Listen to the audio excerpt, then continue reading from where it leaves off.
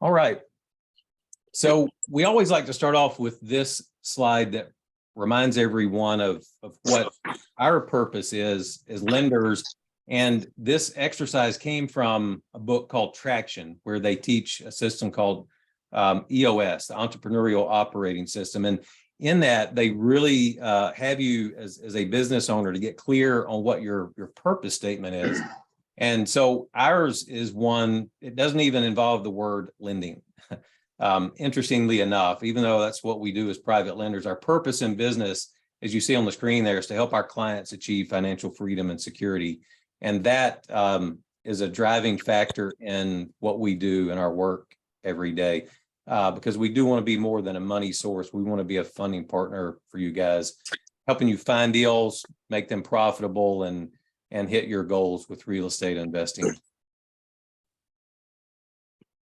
The why that we have this meeting, if you see that picture up at the top, it's a really neat African proverb that says, if you want to go fast, go alone. But if you want to go far, go together.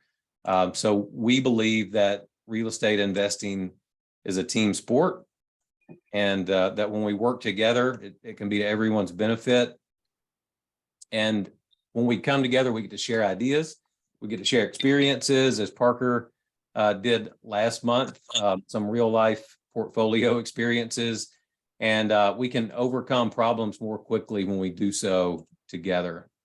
And finally, networking in real estate is absolutely one of the best things that you can do for your success. Parker's got a great story of finding a deal just last week, kind of a deal that was right in his sweet spot, and it came from networking through this group. So it's a real deal, the power of networking. So here's what we have on tap for tonight. This kind of set up welcome time right here. We just got 5 minutes, which we are through most of that already. Then we're going to step into something called the 6 steps to 6-figure rehab profits. And that we're going to explain as we go through these following slides. We'll have a time of Q&A involved in there as well. And we'll have some time to wrap up. Now, normally at this stage in the past, we would say, who's new in the room? We'd have some time to introduce.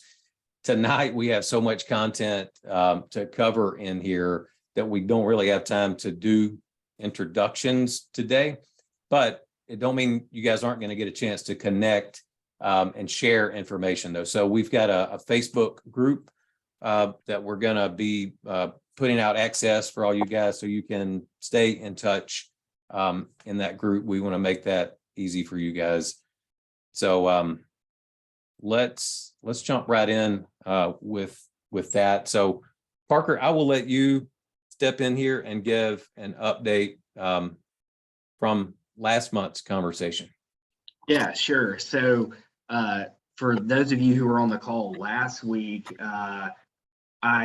we went through my business partner Tanner Vaughn and I's portfolio, and Tanner's on this call as well. But you know, our primary investment strategy was BRRRR, and so we took you on that journey and showed you kind of where we messed up. And so we know we are people who are going to be accountable. So at the end of that presentation last week, we told you, hey, here's what we plan to do to proactively correct these mistakes and what we're doing going forward. So just to show you guys, Tanner and I, we set up bi-monthly meetings. One of those meetings is to review our portfolio's performance from the previous month. And the second meeting is to take proactive steps to generate more revenue, generate more deals, and be proactive about growing the portfolio. So we started those performance meetings. What's really crucial to us is to, hey, you know, we kind of, you know, we were doing this as a side hustle, but now we're getting really more intentional about making this a business. And so, hey, we have our one bank account. We told you that, hey, we're going to set up within that bank account 4 new accounts that say, hey, this is our operating expenses. The other account's going to be for taxes and insurance. So we're going to funnel money over there monthly to make sure that we can pay those yearly.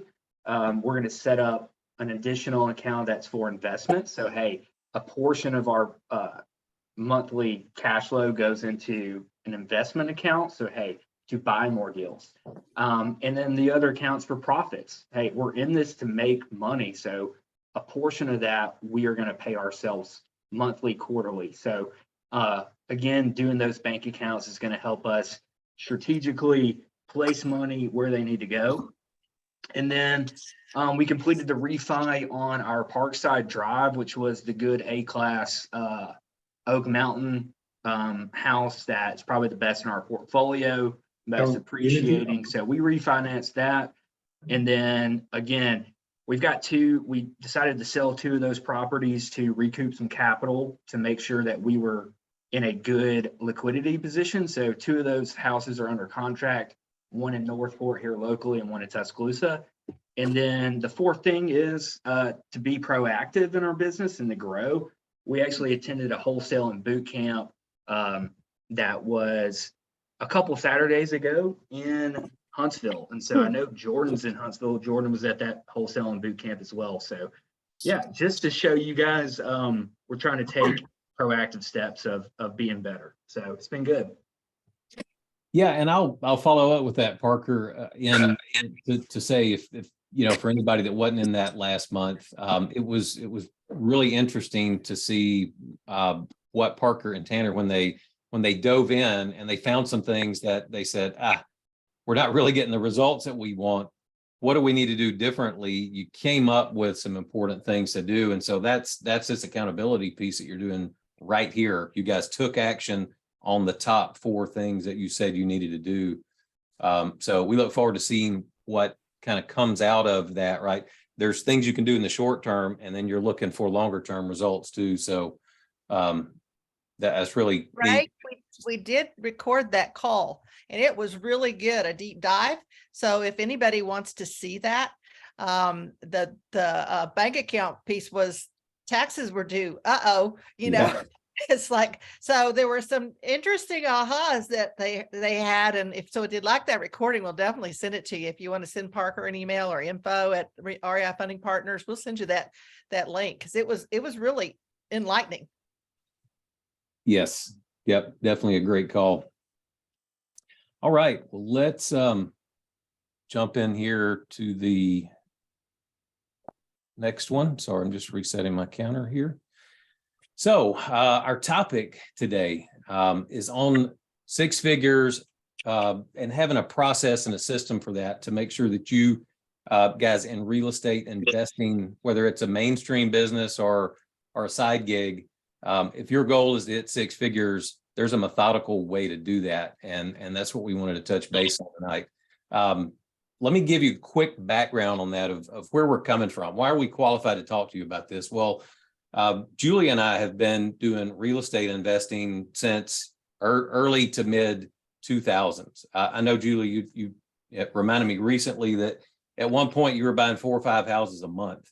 I was never doing it at that scale, but we were doing a lot. We were doing a lot of buy and fix. We were doing buy them subject to.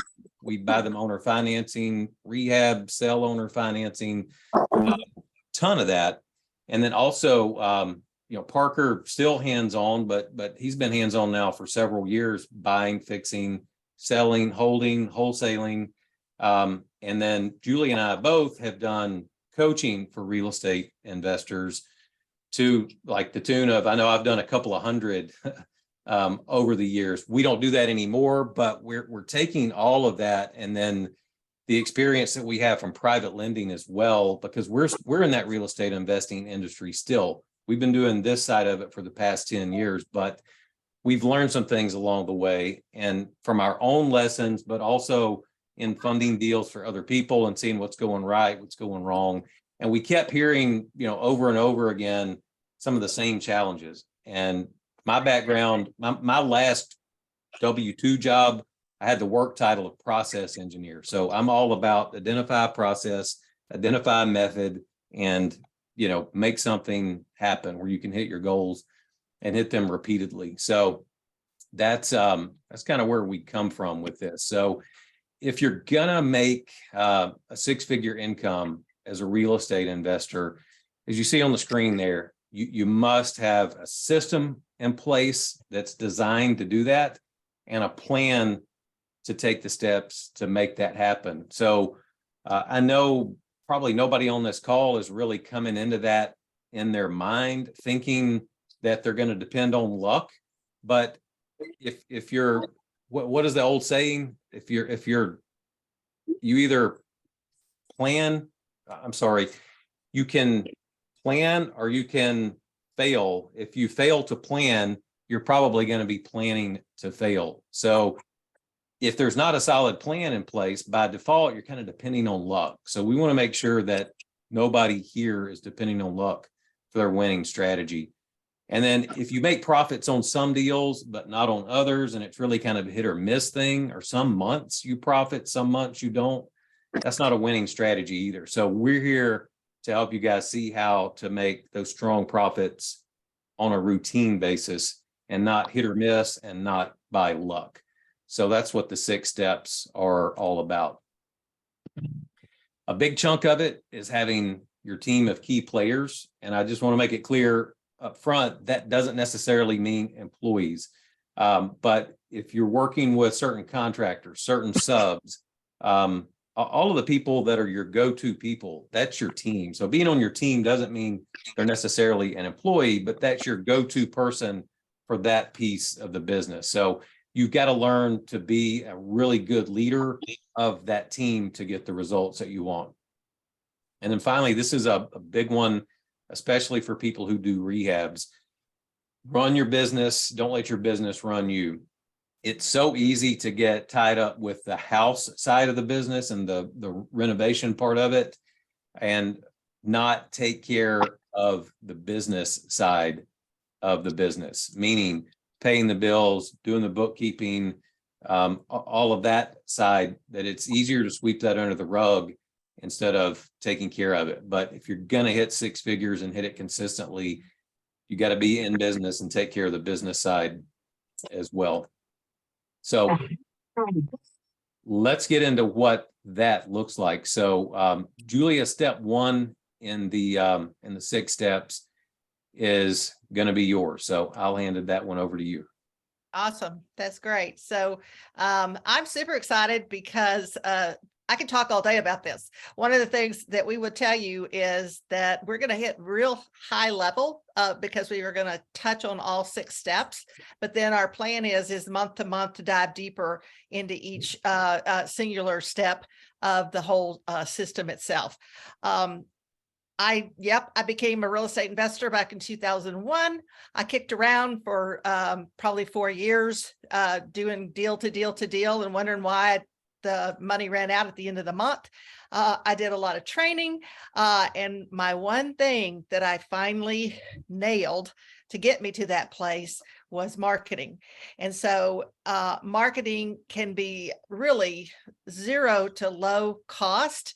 All the way up to spending, money on, SEO marketing, direct mail marketing, all those different pieces. That's really when you have a large, really viable flowing business and you want to outsource that. That would be one of your experts on your team was a done for you service for that. But most of us start out doing this all ourselves, right? With additional team members along the way. But I have to share with you, I told Ray and Parker this morning, I was like, okay, I did a test, y'all. We have more than doubled our attendance on this call tonight because we consistently put out marketing messages, letting you know what we wanted to share with you. And to come join us with some great information, some great discussions, some great community involvement. Ray and I have known each other for over 15 years, and he and I were talking, and one of the things we want to do, and one of the reasons why I came and joined the team was to grow this community. It's all about growth, giving back to the community, and helping real estate entrepreneurs build a successful business. So what's the key to marketing? Is you should have started it yesterday, and it needs to be consistent. So what we did here was really just email marketing, text marketing, calling. So very low dollar, right, to get people onto this call. So I said, if we double this tonight, I feel like we have a great sort of test of what we're teaching. So good for y'all for responding and showing up on the call, I will say. So you need to start with a marketing plan, even if it's simply calling people or emailing people. Some form of marketing calendar. And all that is if you've got a calendar, you've got a schedule once, you've got a Gmail calendar, block off specific times to make the connections for your marketing each and every week, each and every month. You want to assess your goals. You always want to start with your end in mind. So for me, when I started putting my plan together, I knew that I was going to do 4 to 5 deals a month to meet the revenue goals. And that was a combination of, fix and flips, hold, and wholesaling. Wholesaling is the cash to come into the company to pay for the marketing in my mind. And then you have the long term, but you actually need to have a plan of what your business revenue goals are, so you know how much marketing needs to be put out there to reach that goal. It will help you move forward with a roadmap where if you do it consistently, you then will be able to project the revenue of your company and what your profit will be. And we'll show you how to go deeper to that in just a minute. Anything you do in life is about relationships. And one of the things that I felt like was sort of a secret weapon for me, and I don't know if you've thought about it for years and years, real estate investors and real estate agents were at opposite ends of the pole. Can be a very symbiotic relationship. And this is a very zero to low dollar. I always bought my real estate broker coffee or donuts. So I had to put that into my marketing cost, but I would give her my criteria. So that's one of the key things of a marketing plan is, and I'll read those to you, is know your area, know your ARV range, know your rehab level, your maximum age of house, and some other key KPIs that would be specific to your business of where you want to buy, fix and flip, wholesale, keep. Let your broker know that. And what I ended up doing was she would just email me CMAs, and I would look and I would line up probably 6 or 8 properties per day. We'd hop in the car, we'd grab our coffee and donut, and we'd go look and we'd make offers. And so that was a very low dollar way that I was able to consistently make offers and actually, get properties. So relationships with other investors. We were just talking about Parker. Parker picked up a really great deal because of networking. Go to meetups, just different organizations where the people that you want to work with hang out. That's a great place. One of the things we talked about recently was, because my family, my friends, people would say, well, what do you do, Julia? And I would kind of blah, blah, blah, blah, so elevator speech. Have a very short definition of what it is you do. So when you get in front of somebody, you can tell them how y'all can work together, that type thing. So that's a real high level. You want to go ahead and roll down the marketing plan. And here's what I will share with you. Ray, I'm not sure how we're going to do this, but we've got several tools that we're going to show you with each slide or each subject that we're happy to pass on to y'all so you can go in. I just started kind of filling out some things for sellers, different types of marketing, as you can see, but it's editable and you can go down and fill in. But the idea is you would put, what's your goal? How many emails? How many meetings? How many agents or brokers do you want to get on your team? And you'd fill these out, and then you would actually come back and do the actual, so you could tell if you were doing the marketing in the right way. Make sense? Yeah. Yeah. And so I'm really glad you pointed that out. Each one of these 6 steps is going to have a tool with it. So we're not just saying, hey, you should go do marketing. We're going to have an entire call one month that's going to be around how do you put together this marketing plan. And if you see that top bullet point there, we want to help you make it strategic.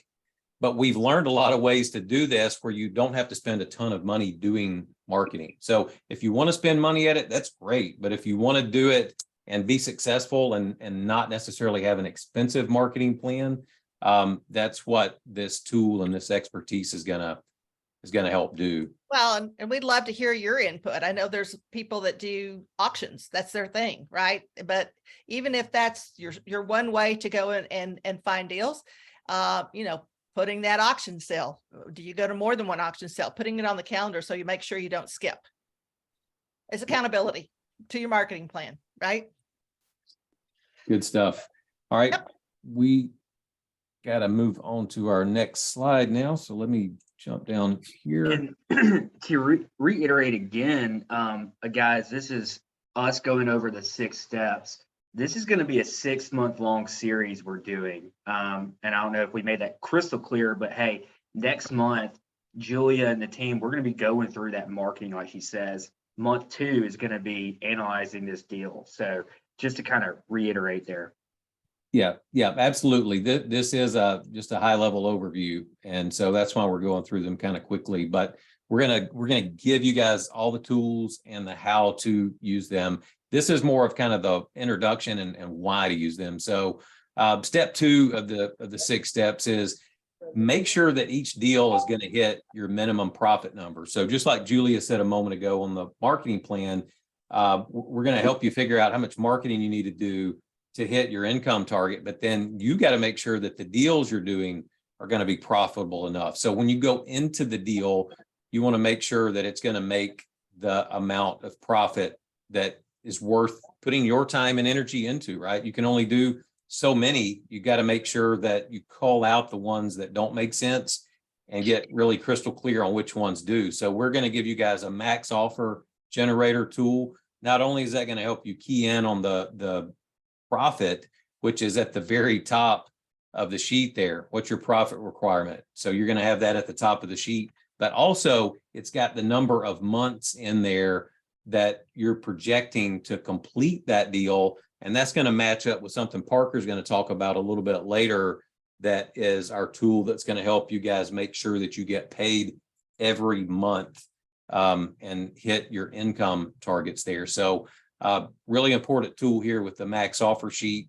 And again, it matches upstream with having the right profitability, matching up with your marketing plan, and then also making sure that you're getting paid each month on the projection for your income. So let me get us through to the next one. So this one's you, Parker. That's right. And so, Ray, if you'll go ahead and click through the bullet points. So step 3. So again, this is determining your exit strategy. And so step 2, remember the max offer spreadsheet as you're running through. A deal is a deal. It may be a flip, it may be a hold, but you've got to understand that, and it's going to be different. You're going to determine that through step 2. Now, so going from step 2 to step 3, you've identified what your exit strategy is going to be. It's so important to understand that.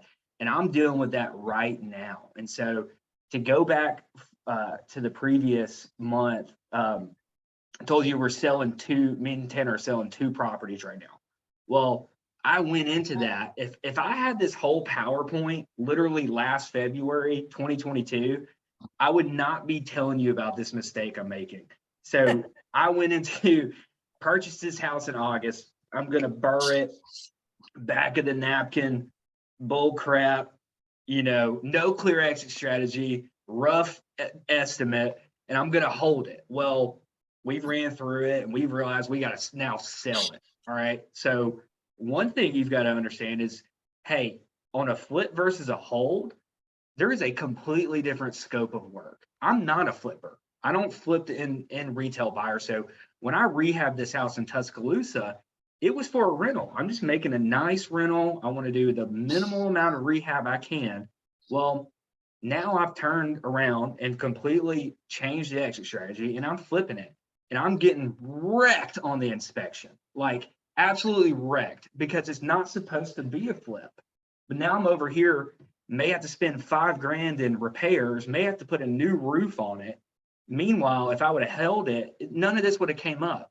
But knowing that before, and I'm be completely honest, we're transparent here. It's probably going to be the first deal I lose money on, but that just is what it is. And I can be upset about it, but I've told multiple people, hey, it's a learning experience. For 2023, I'm so much better investor already. But to reiterate here, going off step 2, understanding what your profitability is and understanding, hey, is it a flip versus a hold? And that there are major differences in either two. Both of them are great, but understanding them in detail is the most important. So flip, hey, you're going to pay taxes on capital gains. You're going to have to have a higher scope of work. You need to have a really experienced real estate agent that knows the market and how to sell it. You've got to understand, hey, you might be selling to an FHA person. Those inspections are going to be way different than probably the conventional. And you got to understand your finishes depending on your market demand. If you're holding it, you've got to understand, hey, and is this an appreciating versus cash flow rental? Understanding, hey, there's multiple ways to finance this thing on a long-term 50, 20-year, 30-year amortizations. Maybe it's seller financing. Who knows? Multiple bank accounts. And then your scope of work is going to be different for a hold. And then beyond that, hey, what's my DSCR going to look like? What are my management teams going to look like? And then what's important is 1031 exchanges. You know, we all go into it and we're going, hey, I'm going to hold this forever, right? Let's be realistic. What if you bought a 1960 house and it's 2022? You're going to hold that for 30 years and it be a 100-year-old house?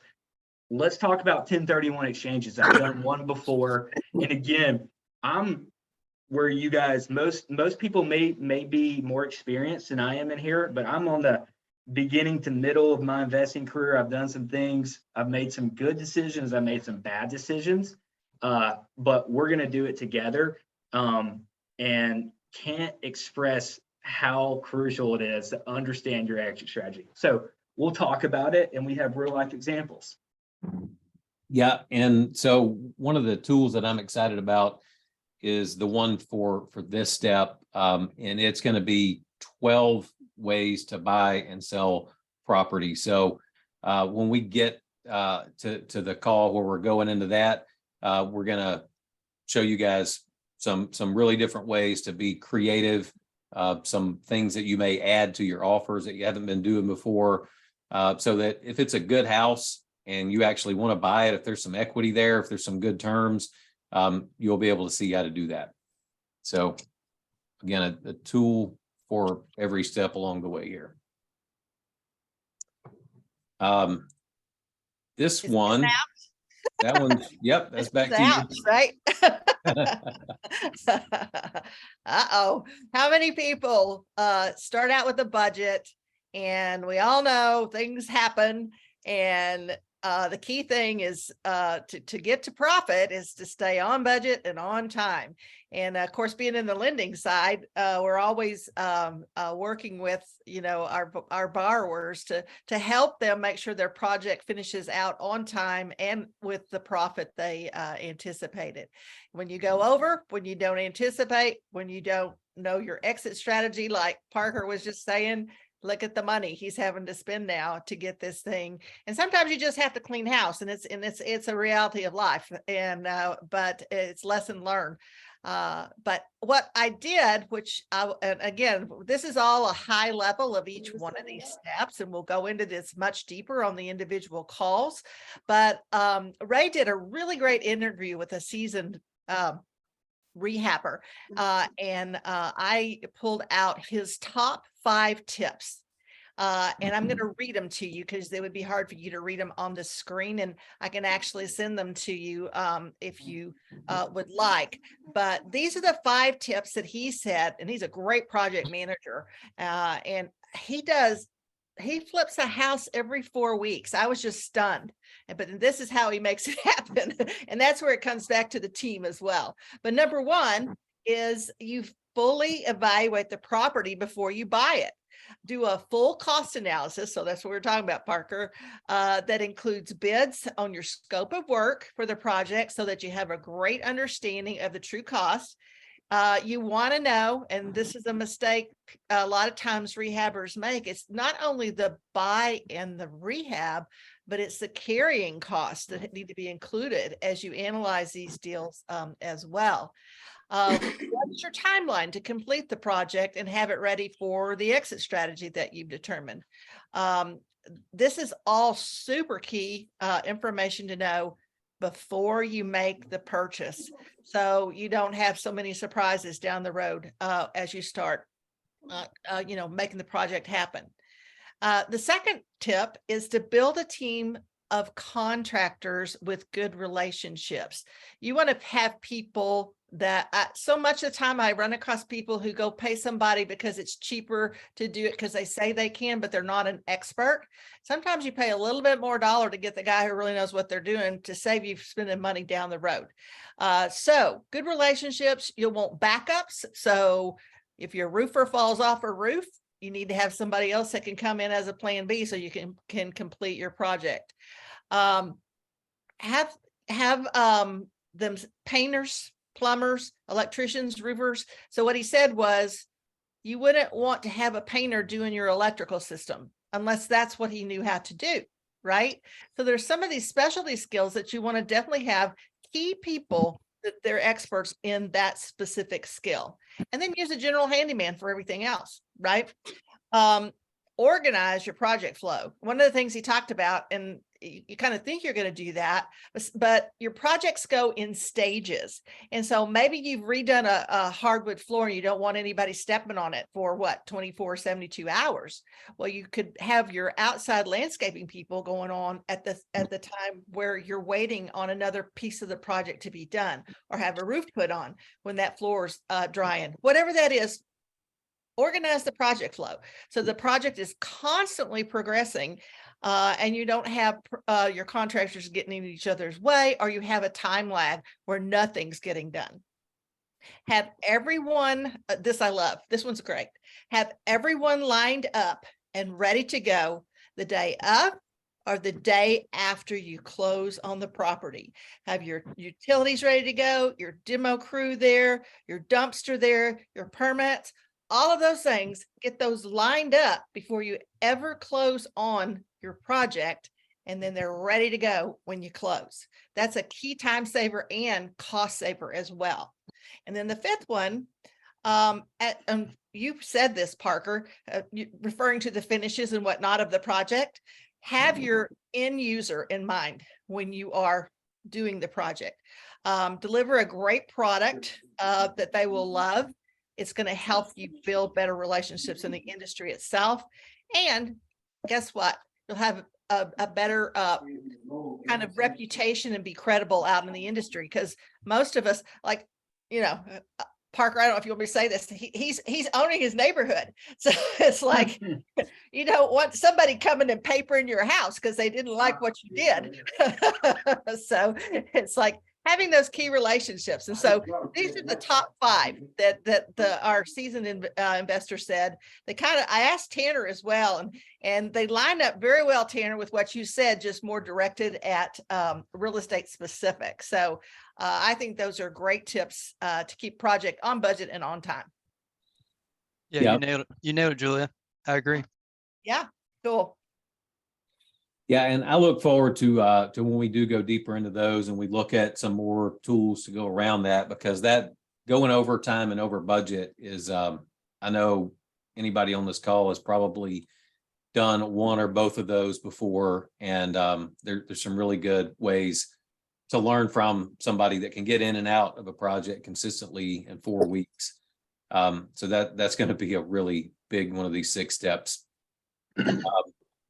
All right. The next step here, knowing your profits every month. Tell us about that one, Parker. Yeah. So if you go ahead and click through just a second. Wait a minute. I think I got ahead here. This one's mine. Next one's yours. All right. Sorry about that. Yes. So, this one, this kind of came out of our own personal pain point. When Gail and I was running a fix and flip and buy and hold business years ago, There came a point where we wanted to sell the business because we wanted to move from Tennessee back to Alabama. We didn't have our numbers together good enough.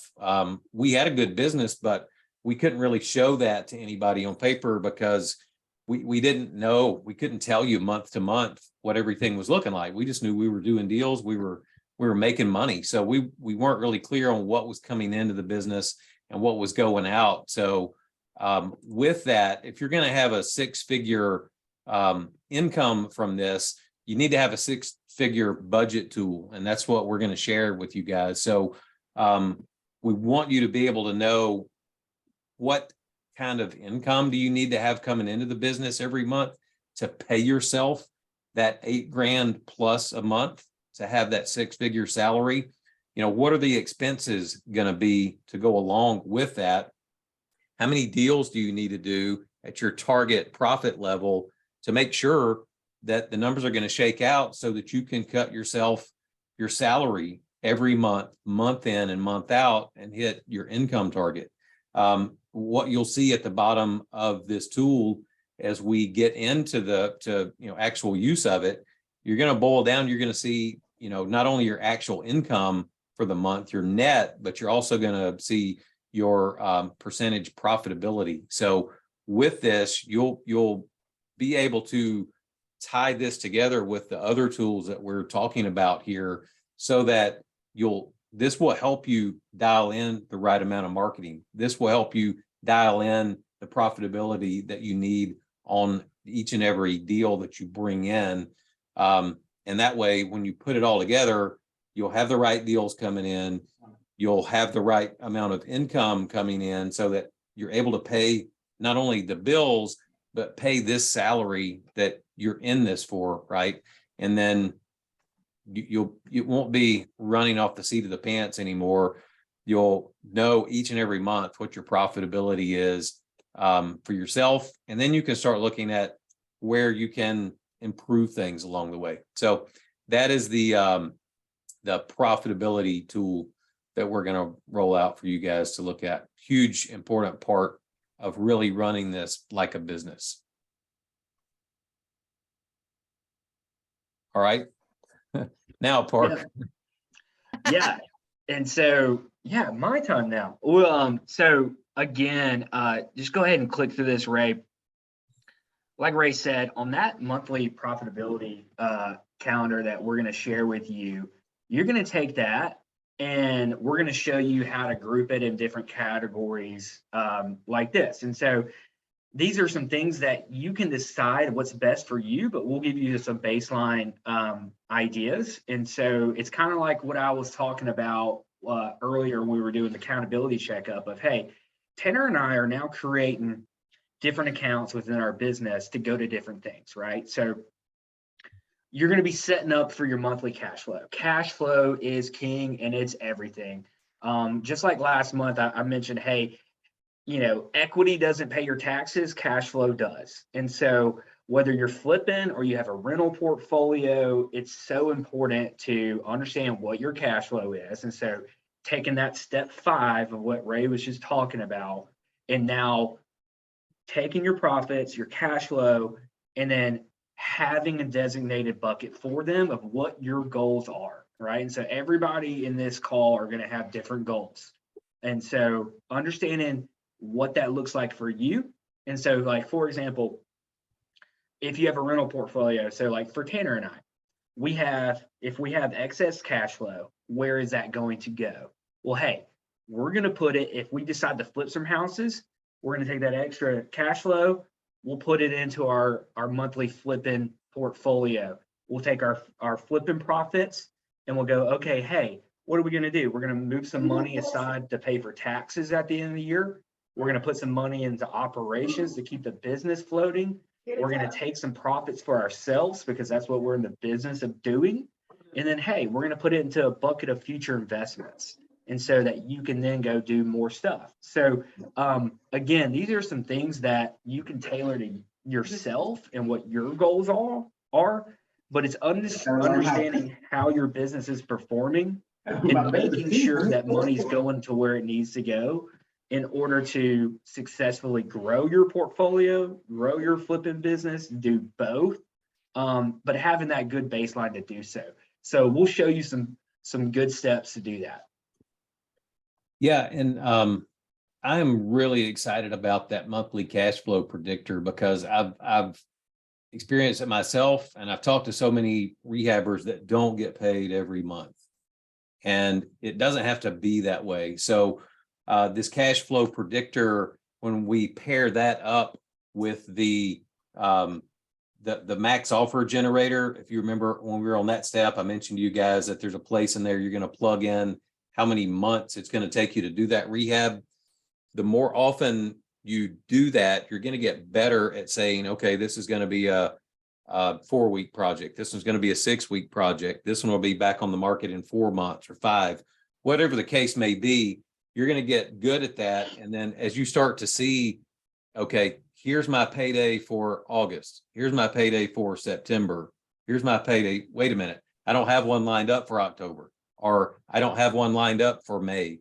You're going to see these gaps on your monthly cash flow predictor, and you're going to say, okay, I need to find a deal that's going to fit for here for this month. I need to find one that's going to fit for October. And you're going to start to see if there's any gaps in your income so that you can find the right deal to fit in there and, you know, get it closed out so that you don't have to go any month without making sure that something sells and that you got that income coming in to pay yourself. So it is so easy in the world of rehabbing to be really focused on the deal, focused on getting it done, trying to find your next deal over here, trying to make sure that this one gets sold. When you put all these steps together, it's going to help you see that, okay, here is the right deal for right now. Here's the right deal that's going to give me the profit that I want, and it's going to provide the cash flow that I need 5 or 6 months from now, whatever that is for you. Again, the more you do these steps, you're going to get in the flow with them, and you're going to start making sure that there's not a gap on your get paid schedule. You'll be able to fill that in and get paid every month because you're planning ahead to do that, and you're putting the right deals in the pipeline. So, one of the things we talked about when we were planning for this call was everyone on here is at some different level in their business, right? Some may have one of these steps conquered, but need help in another one. So I thought maybe if we just read the 6 steps again, just what those 6 steps were. And what we said was if there was one that you were particularly wanted some help with, and we had enough people who wanted to, we get on a call with you, go over that tool and help you get help faster, right? Did I say that right? Get the help you need faster to use the tool.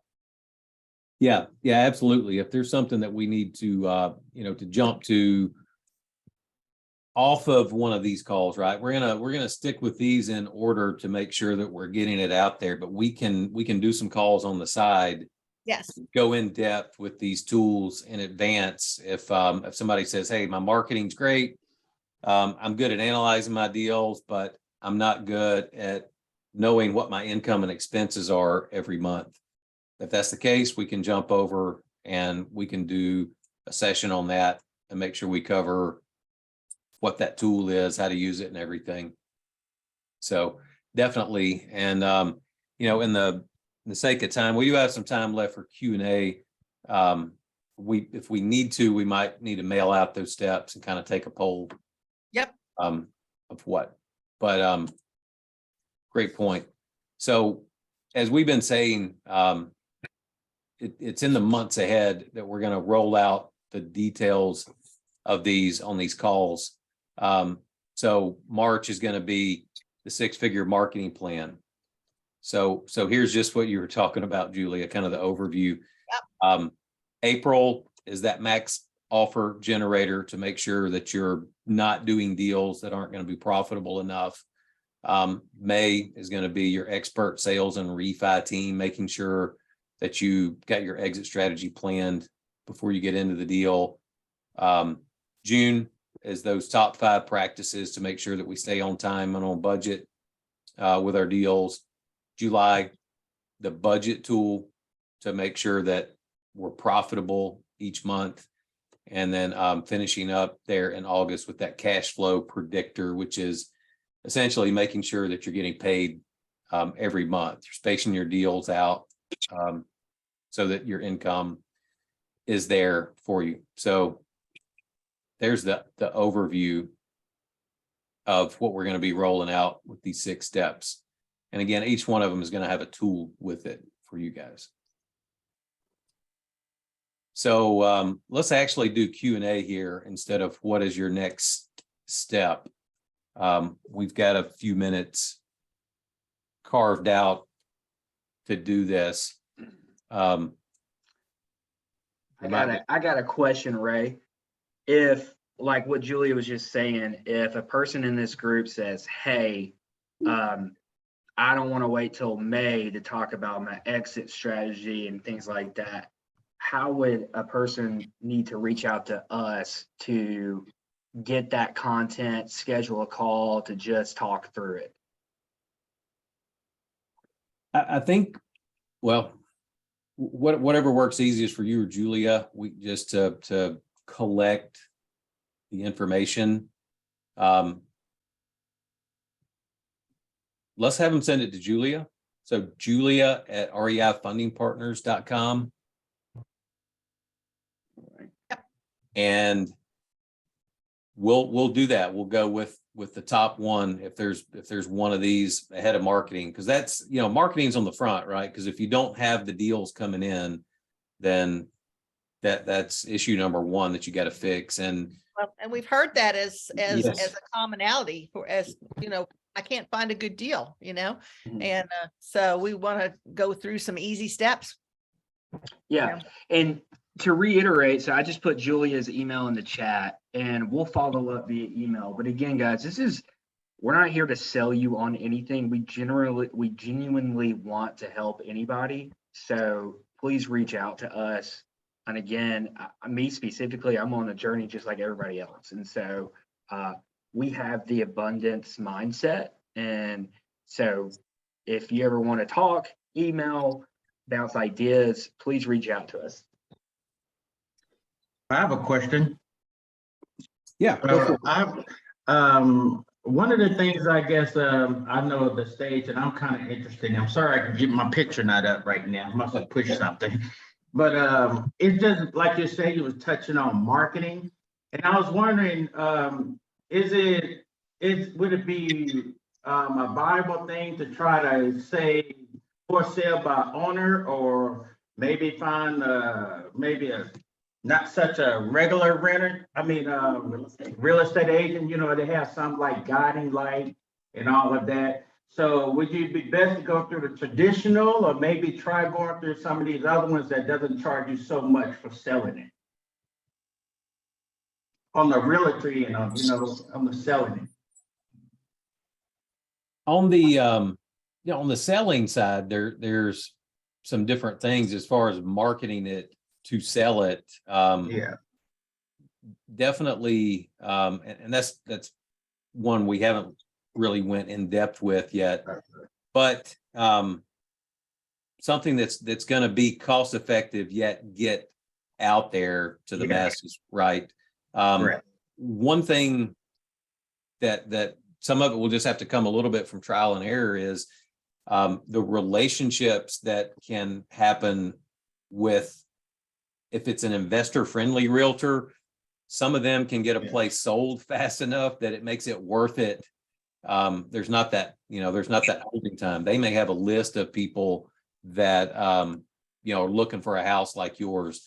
So what we'll work to do is put together some resources for that on the selling side.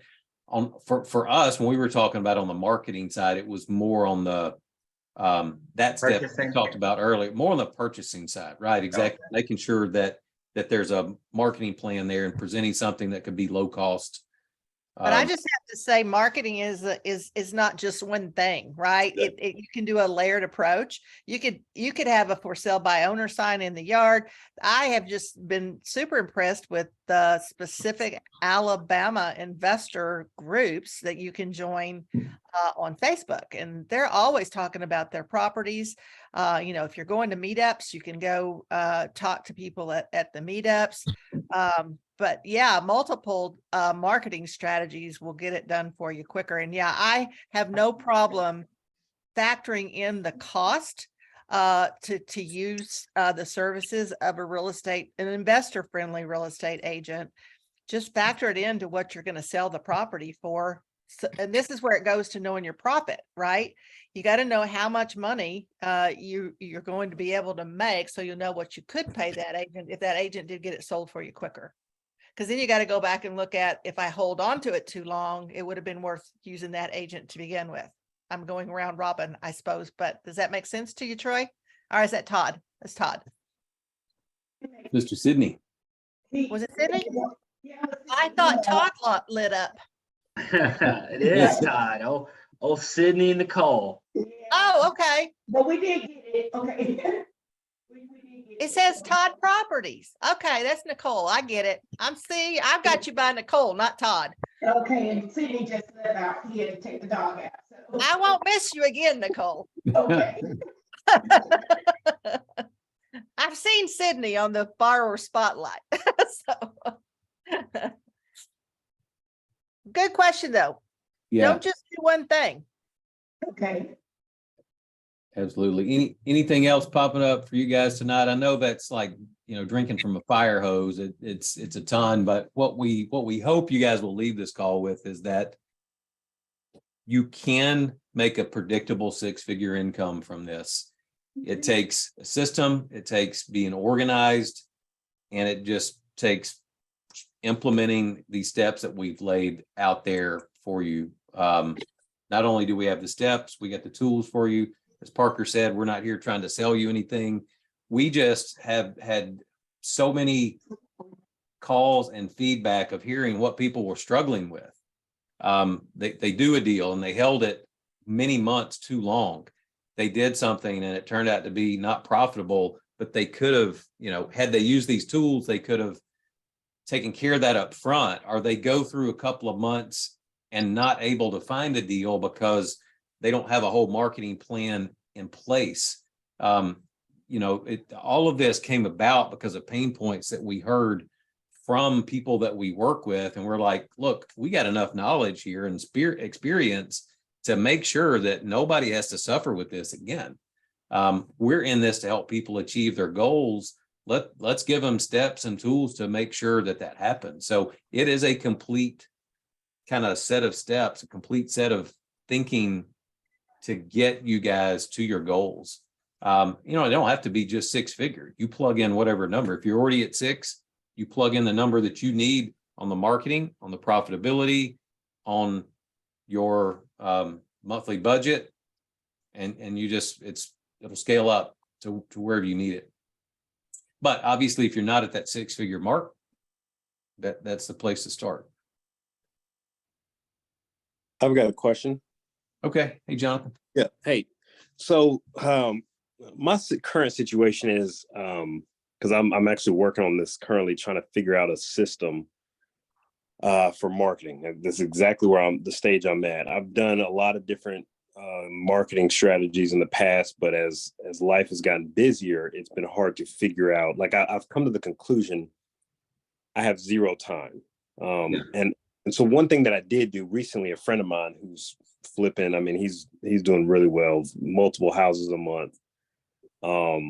And he's gotten so many leads from wholesalers that he has a virtual assistant that sends him stuff off a list that he hasn't been using. So I'm kind of partnering with him to use his list and the phone numbers and all the stuff that's on there and wholesale it back to him. But I even realized I don't even have time to make the calls on that list. So right now I'm curious if anyone, or if you have any experience with, because I'm thinking about hiring trying to get a VA to make the calls on that list that the VA made. Because I'm realizing I just concluded I have no time to do anything related to the marketing. To once I get the numbers and the contacts, making the calls. I mean, I make one or two, and it's just nothing consistent because the time is so is not there. So I'm just curious if you have any experience with if there's a suggestion for that situation, or if you've ever had experience using a virtual assistant. Yeah, I think you're on the right track, because the saying is you either have time or you have money, right? And Yeah. if you don't have the time, you throw money at it to get it done. So we can definitely have some exchange of information if people have specific VAs that they've used.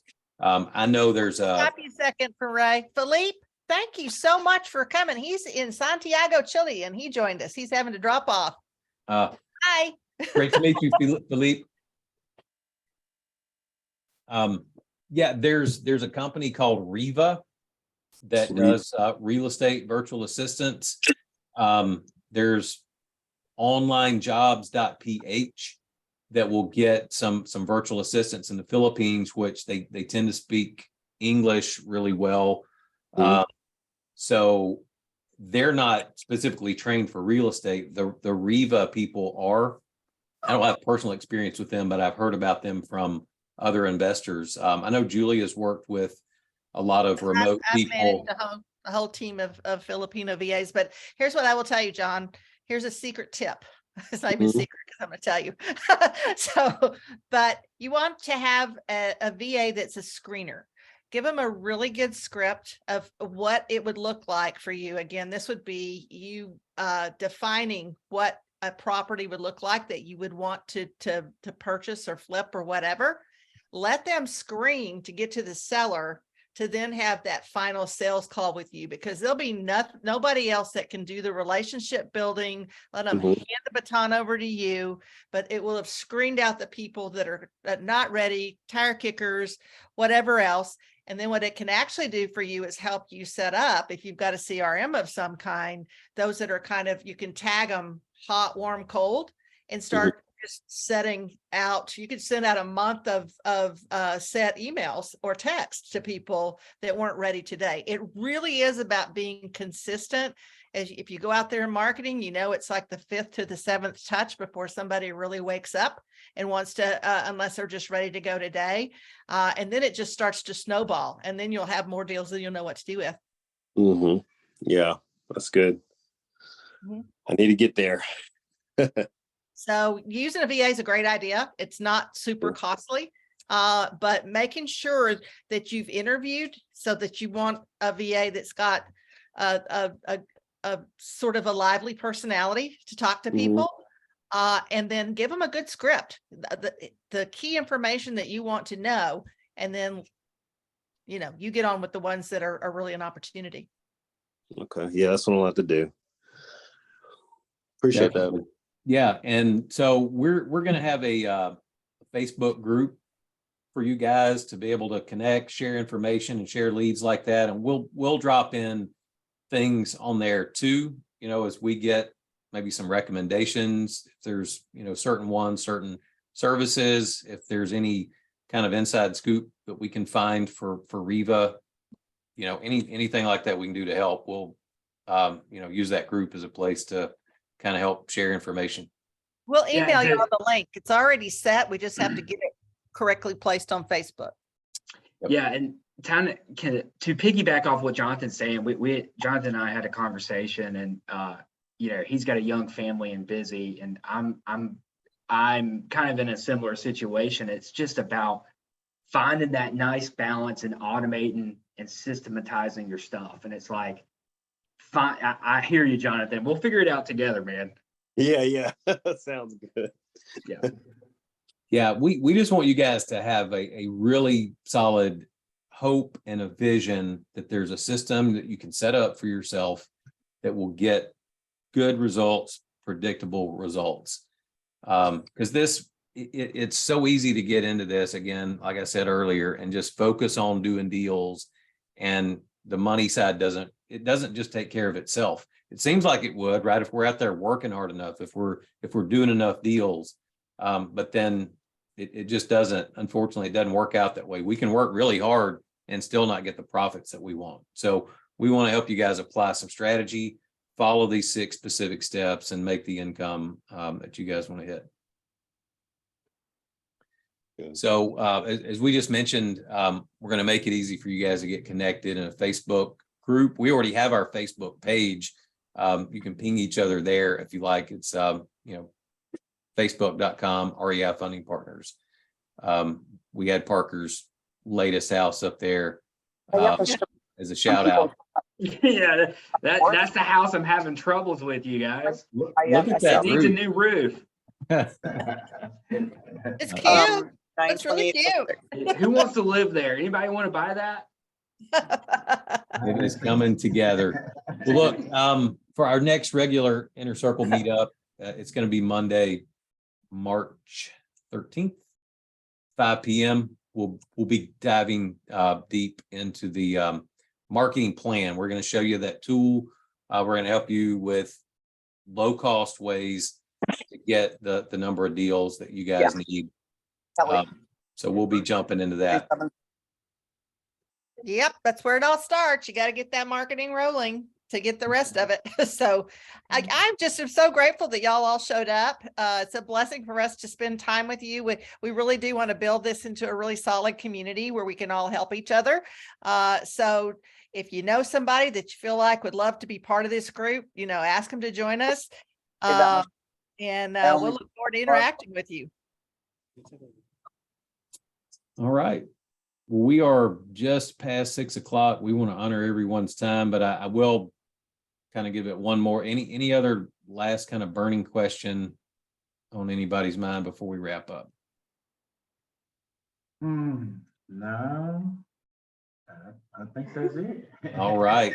Yeah. Well, we have enjoyed it. Again, a lot of thought and work has gone into these 6 steps, these 6 tools to help you guys out. So we will be rolling those out. And if, feel free to reach out to Julia if you say, hey, step number, 5 is the one we need to zero in on. We'll listen to what you guys have. And if we need to do a deeper dive into some of that stuff before marketing, we'll do that. But we appreciate you guys. We're in support of you, and we look forward to hearing from you all in between, and definitely seeing everybody next month. Sounds Sounds good. good. All right. Thank you so Thank you, much. guys. See y'all. Very much. Take All care. right, thank you. Enjoyed it.